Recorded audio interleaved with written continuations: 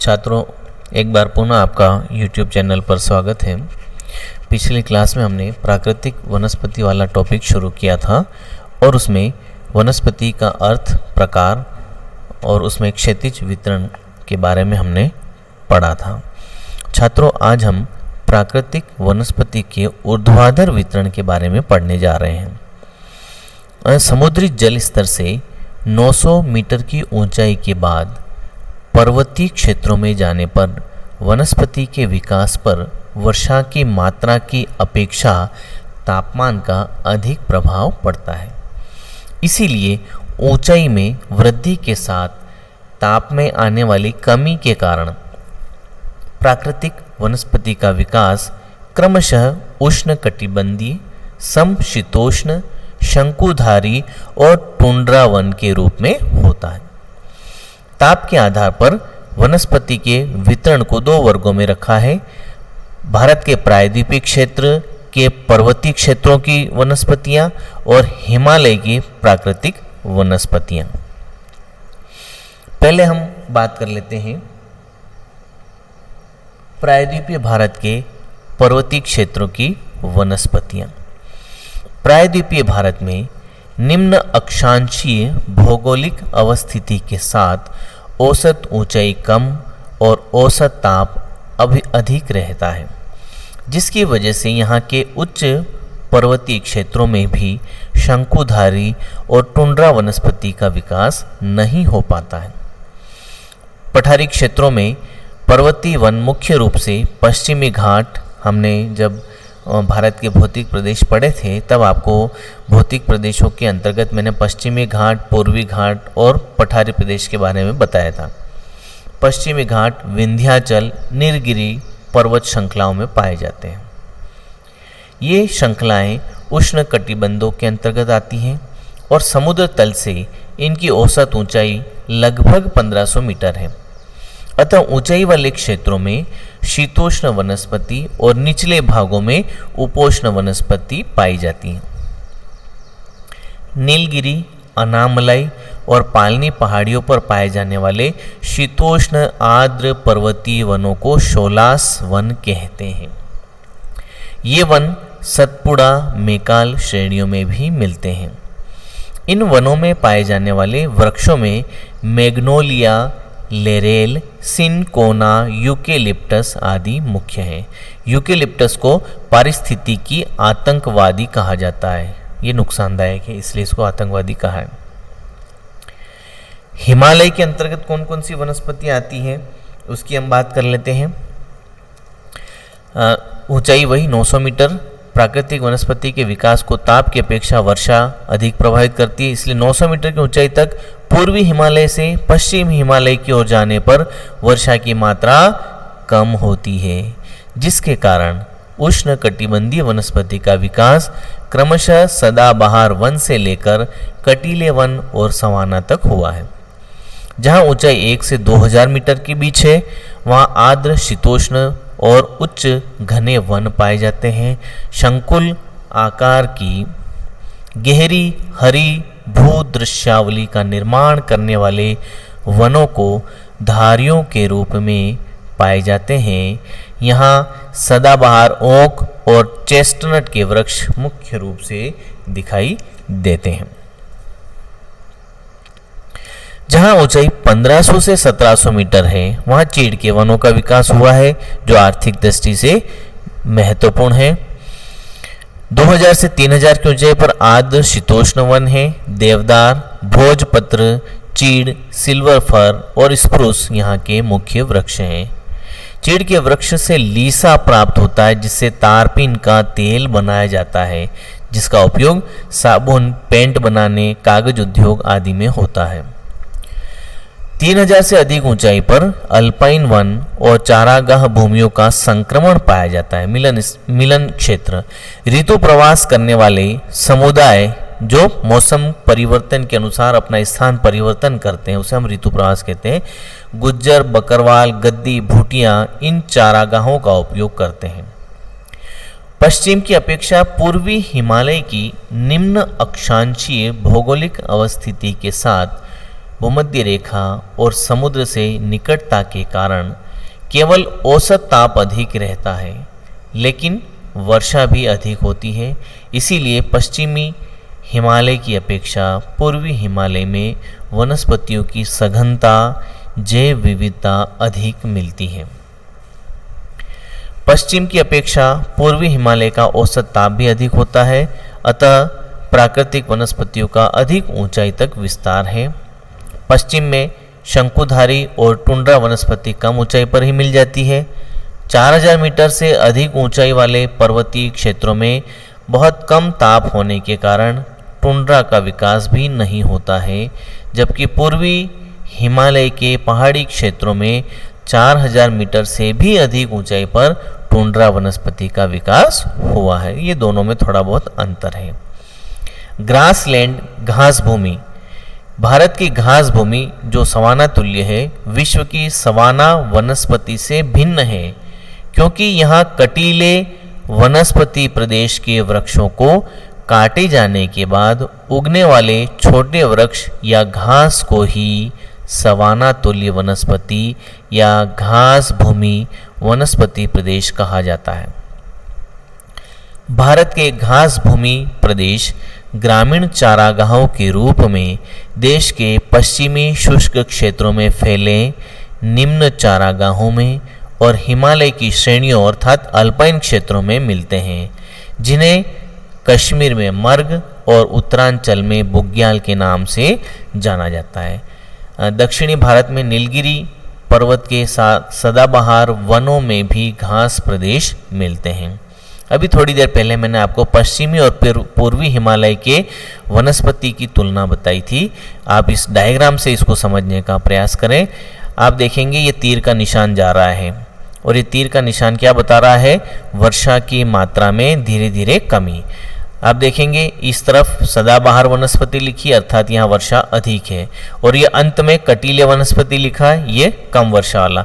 तो यहाँ से यहाँ तक वर्षा कम हो रही है, और इस वर्षा की कमी के साथ साथ वनस्पतियों में क्या अंतर आ रहा है? आप देखें सदाबहार वनस्पति, उसके बाद अर्ध सदाबहार, अर्ध आर्द्र पर्णपाती, फिर शुष्क पर्णपाती और इसी प्रकार अंत में कटीले वनस्पति और सवाना वनस्पति। तो वर्षा की मात्रा में कमी के साथ वनस्पतियों के प्रकार बदल रहे हैं। ऊंचाई के साथ पश्चिमी और पूर्वी हिमालय में आप देखेंगे 900 मीटर पर उष्ण कटिबंधीय वनस्पति, पूर्वी हिमालय में आर्द्र पर्वतीय और पश्चिम में उपोष्ण कटिबंधीय। कितनी ऊंचाई? 900 मीटर। अब देखेंगे आप 1800 मीटर की ऊंचाई पर पूर्वी हिमालय में पहाड़ी वनस्पतियां हैं और पश्चिम में 1500 मीटर पर समशीतोष्ण आर्द्र प्रकार की। इसी तरह ऊंचाई बढ़ती जाती है। पश्चिम में 2400 मीटर पर शंकुधारी, जबकि 2700 मीटर पर पूर्वी हिमालय में शंकुधारी वृक्ष हैं। और अंत में आप देखेंगे टुंड्रा वनस्पति जो पश्चिम में तो 3000 पर ही मिल जाती है, लेकिन पूर्वी हिमालय में 3300 मीटर से अधिक ऊंचाई पर इसका विस्तार मिलता है। और इससे अधिक ऊंचाई पर अर्थात 4000 मीटर पर पश्चिम में किसी भी वनस्पति का विकास नहीं होता है। तो ये वर्षा, ताप आदि के आधार पर वनस्पतियों के वितरण में और उसके प्रकार में भिन्नताएं पाई जाती हैं। अब हम देखेंगे आर्द्र भूमि, वेटलैंड क्या होती है।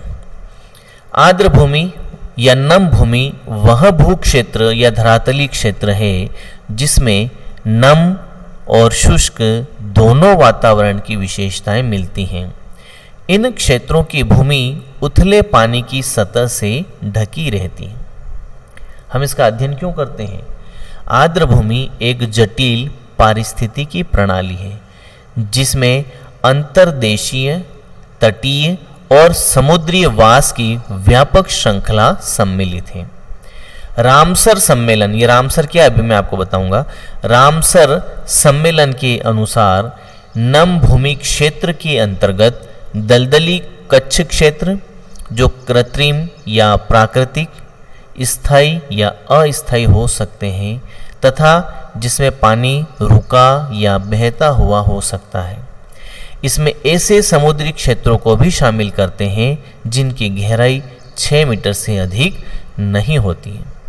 अतः रामसर में दी गई परिभाषा के आधार पर मैंग्रोव प्रवाल भित्ति, ज्वार नदभूक, खाड़ी, दलदल, झीलों आदि को शामिल करते हैं। आर्द्र भूमि क्षेत्र जैव विविधता और सामाजिक आर्थिक क्षेत्रों में महत्वपूर्ण स्थान रखते हैं। अब हमने अभी बात की थी रामसर सम्मेलन की। 1971 में ईरान में एक रामसर नामक स्थान है, वहां पर यह सम्मेलन शुरू हुआ और इसमें क्या किया गया, आर्द्र भूमि के संरक्षण हेतु, उसे विनाश से बचाने हेतु प्रावधान किए गए। भारत भी उसमें 1982 में शामिल हुआ और ऐसे क्षेत्र लगभग 26 हैं जहां रामसर साइट्स चल रही हैं। हर वर्ष 2 फरवरी को विश्व आर्द्र या नम भूमि दिवस मनाया जाता है। तो भारत में ऐसे रामसर साइट्स या आर्द्र भूमियाँ कौन कौन सी हैं, ये आप देख लें नाम, उसका नाम और किस राज्य में है। केरल में 3 नाम आप देख सकते हैं, अष्टमुडी, सस्त मकोट्टा और वेम्बनाथ। तमिलनाडु में पॉइंट केलिमर वाइल्ड लाइफ और world bird sanctuary. Kolleru Andhra, Chilka Orissa, Bhitarkanika Orissa, पूर्वी कोलकाता, भोज मध्य प्रदेश, केवलादेव राजस्थान, सांभर राजस्थान, कंजली रोपड़ हरिके पंजाब में, ऊपरी गंगा उत्तर प्रदेश, चंद्रताल पोंग रेणुका हिमाचल प्रदेश में, कश्मीर में वूलर झील, सोमोरीरी, सुरीनसर मानसर और होकरसर आर्द्र भूमियाँ, ये कश्मीर में है सारी। गुजरात में नल सरोवर, त्रिपुरा में रुद्र सागर और मणिपुर में लोकटक झील और असम में दीपोर बिल। ये सब आर्द्र भूमियाँ हैं जिसे हम रामसर साइट्स के नाम से भी जानते हैं। यहाँ तक पढ़ने के बाद हमें अब ये पढ़ना है कि भारत की राष्ट्रीय वन नीति के अंतर्गत मुख्य प्रावधान क्या क्या किए गए हैं। भारतीय वनों को इस नीति के तहत 3 भागों में बांटा गया है। जो वन पारिस्थितिकी तंत्र हेतु बहुत ही महत्वपूर्ण है, उन्हें संरक्षित वन कहा गया है। दूसरे वन जो आर्थिक गतिविधियों में उपयोग में लाए जा सकें, उन्हें हम राष्ट्रीय वन कहते हैं। और ग्रामीण क्षेत्रों की ज़रूरतों को पूरा करने वाले ग्रामीण वन। ये कुछ नाम हैं, आप इसको पढ़ सकते हैं। देहरादून में इंदिरा गांधी राष्ट्रीय वन अकादमी है, भोपाल में भारतीय वन प्रबंधन संस्थान है। इसी तरह के कुछ ऐसे प्लेस हैं जो आप पढ़ सकते हैं, इसमें कोई ज़्यादा समझाने की ज़रूरत नहीं है।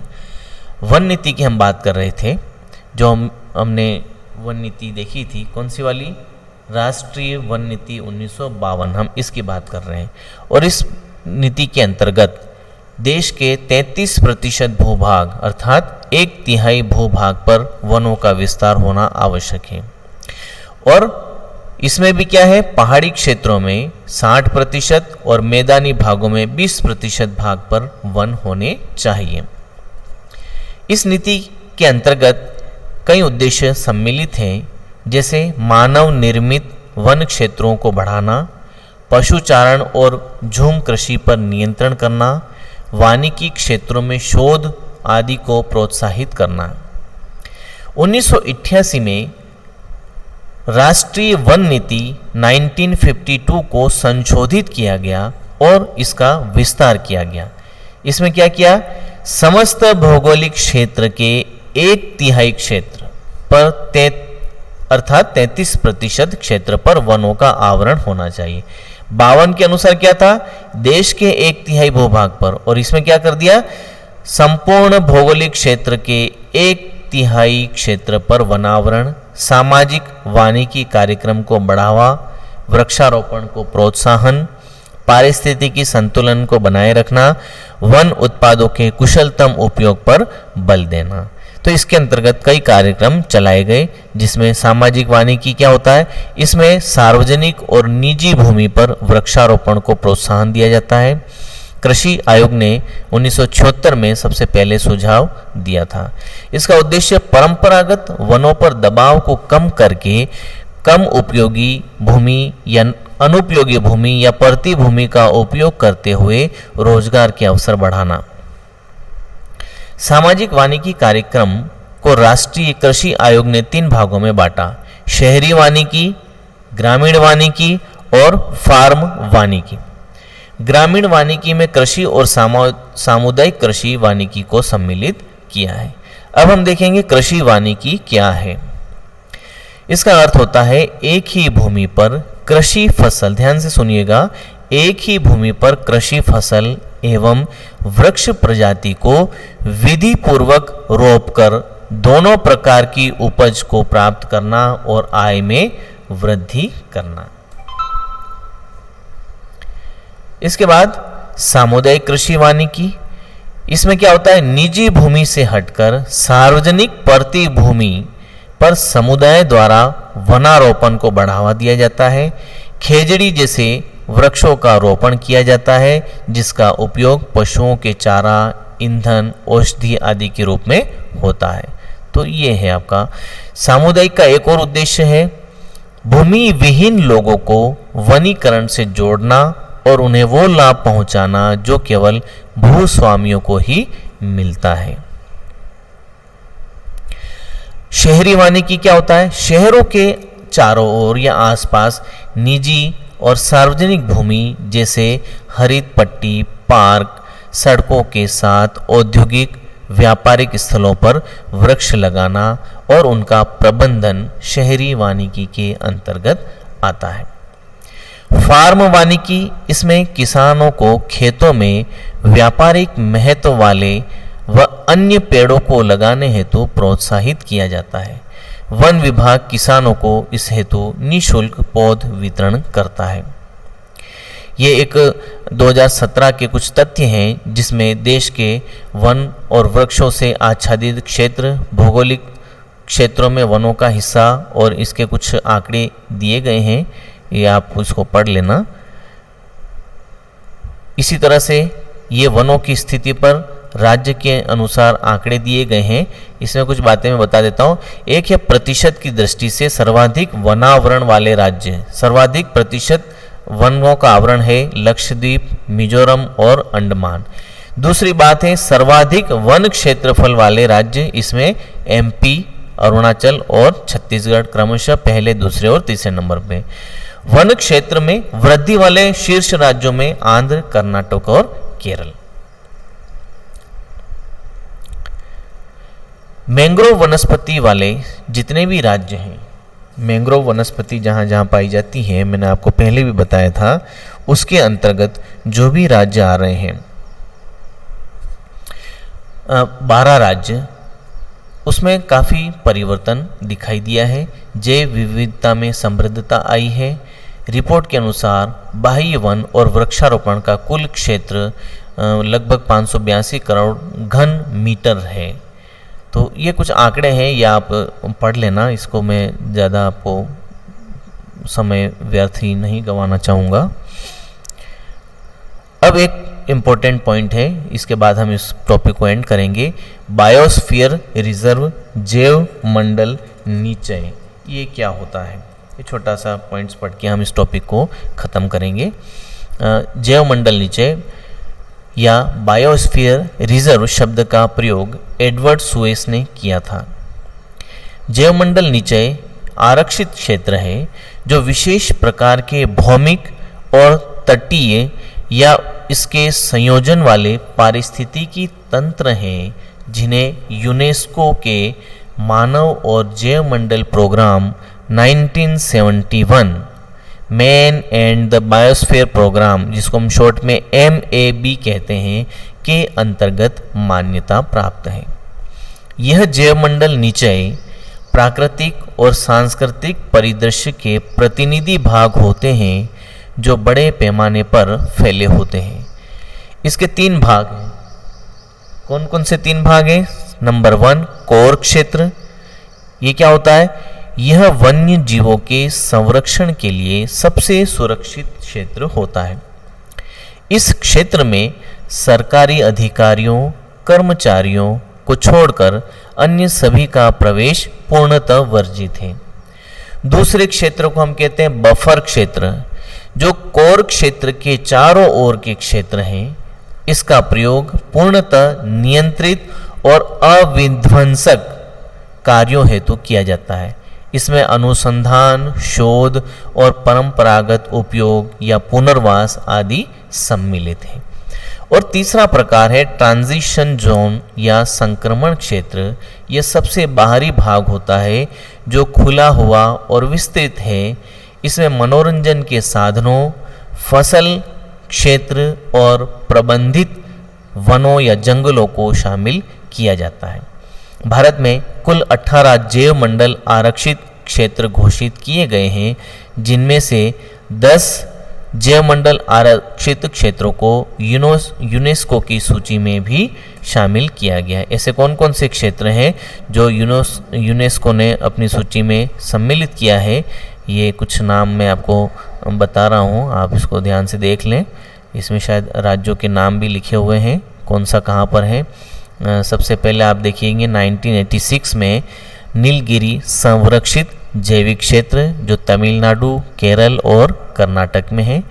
नंदा देवी राष्ट्रीय उद्यान उत्तराखंड, नोकरेक मेघालय, मन्नार की खाड़ी तमिलनाडु, सुंदरवन बंगाल, मानस आसाम में, सिमलीपाल उड़ीसा में, दिहांग दिबांग अरुणाचल में, पंचमढ़ी एमपी, अचानकमार या अमरकंटक बायोस्फीयर रिजर्व एमपी और छत्तीसगढ़ में, कच्छ का रण गुजरात, कोल्ड डेजर्ट हिमाचल प्रदेश, कंचनजंगा सिक्किम, अगस्त मलाई केरल तमिलनाडु, ग्रेट निकोबार जैवमंडल आरक्षित अंडमान निकोबार, डिब्रू सेखोवा असम, शेषाचलम पहाड़ियाँ आंध्र और पन्ना राष्ट्रीय उद्यान एमपी। यूनेस्को की सूची में शामिल जैव मंडल आरक्षित क्षेत्रों की यह सूची है।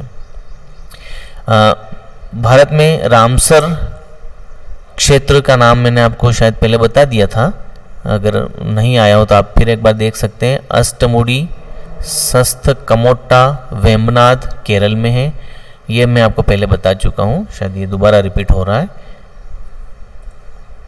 तो छात्रों, ये हमारा प्राकृतिक वनस्पति का वितरण और भारत की वन नीति के अंतर्गत वन क्षेत्र और उसके उद्देश्य क्या हैं, इसके बारे में हमने चर्चा की है। इसके बाद अगला टॉपिक हम अगली क्लास में देखेंगे। तब तक के लिए धन्यवाद। Thank you.